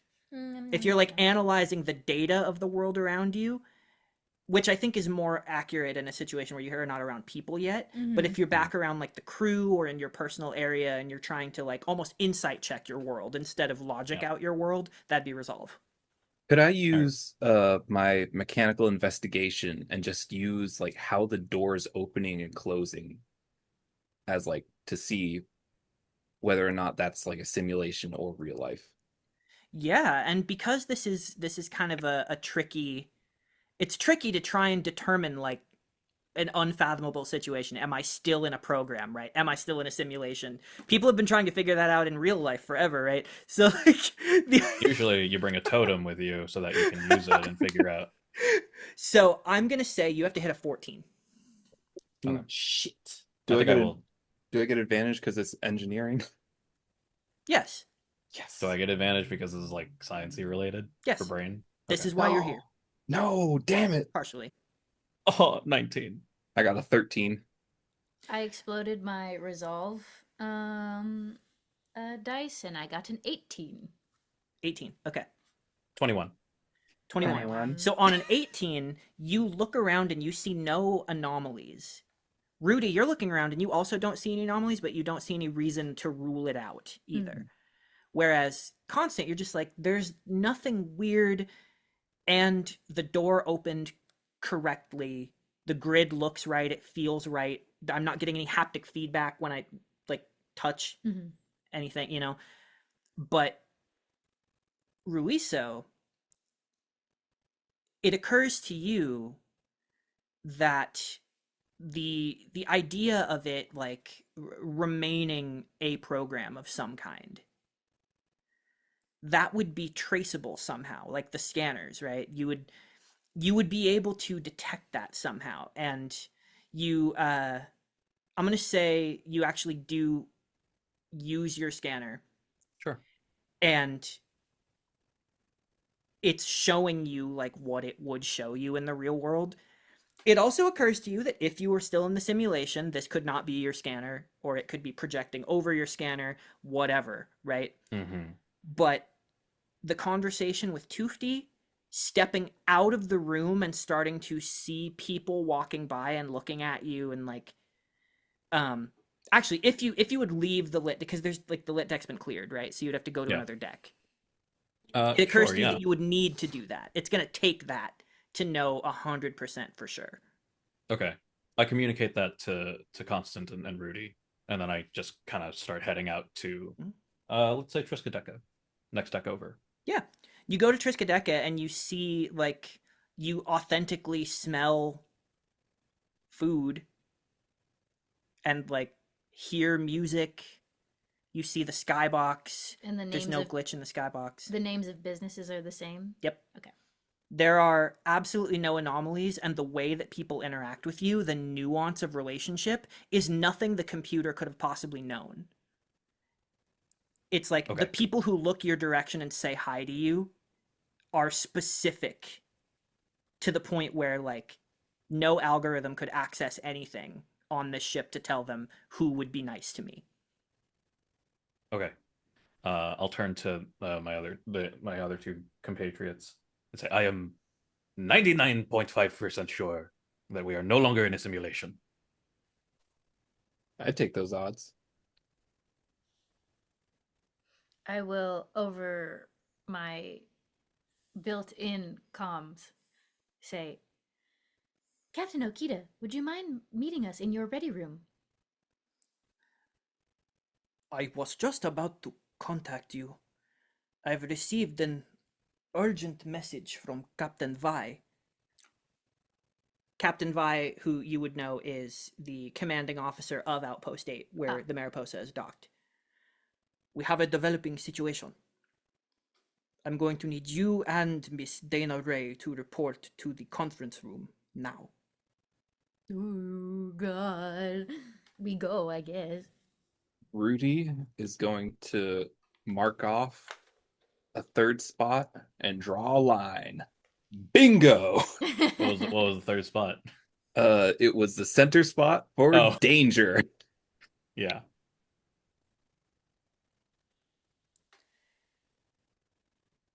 At this point, it's been about 10 minutes or so that you were just like scanning around and checking for things. You head to the primary conference room of the like command division, and you do see that the heads of every department have gathered here as though there's some sort of emergency.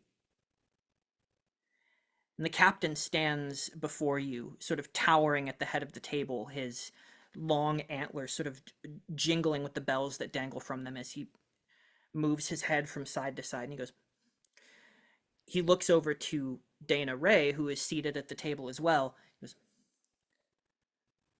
we indeed have a problem.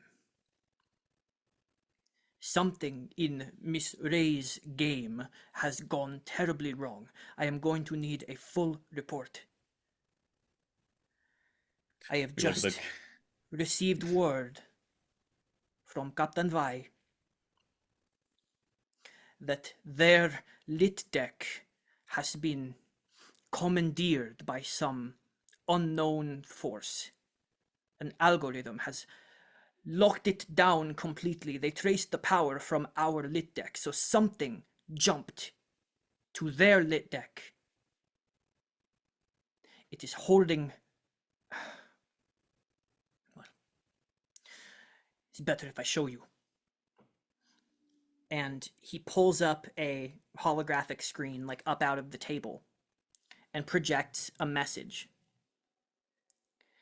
And you see, in front of what appears to be like a stone slab, you can clearly see two Cosmic Trust officers who are like chained to a stone slab and like looking around like unsure what to do. And you see the author step forward. And the author leans close, like right into where the camera would be on the lit deck that he is supposedly on. He says, well, it appears I am the one who is not what I thought. But just because I am not a god does not mean I am not all-powerful. I was going to test your field team, CTF Mariposa, but now I'm going to need them to test me. My limitations, my capabilities. Your worthiness is not to be proven as visitors, but as creators. Send them to me within the hour, or you're going to lose a couple of precious members of your peaceful organization. See you soon. I immediately look at Dana Ray. I'm like, do you mind explaining this? This shouldn't be possible. It shouldn't. I was careful. I was sure. It shouldn't. I don't understand what happened. I don't understand how it happened. I mean, oh no. And she's like hyperventilating. Dr. Feng stands up and gets behind them and get behind her and starts monitoring her pulse and like brings her a glass of water and they're like, you need to breathe more steadily. It's okay. We have a little bit of time. You're gonna have to explain everything. This isn't gonna get fixed. It's not about blaming you. It's about fixing the problem, right? So I need you here. Okay? Yeah, yeah. And the captain kind of bites the inside of his cheek and looks to the field team and Ruiso.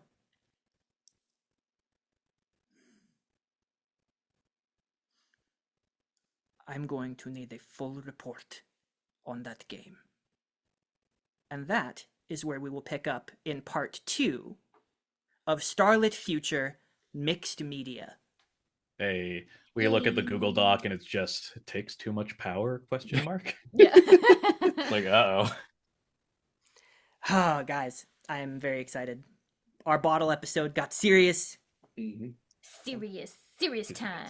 Filled out the first bingo card of the series. Let's go. Nice. The bingo thing is very good. It's very fun. We're absolutely going to do a talkback situation for this arc specifically because there's a lot of influences and things that I really want to talk about that I'm so excited. I hope you guys are having fun. You at home, I hope you're having fun. Thank you very much for watching, and tune in for part 2 of Mixed Media, the thrilling conclusion. Will they defeat the author? Will they rescue their fellow crew members? Find out next time. Keep it cosmic. Bye. Them bitches hella dead. They are so dead. I know, Ruiso didn't want to say it, but it's like, it's not us.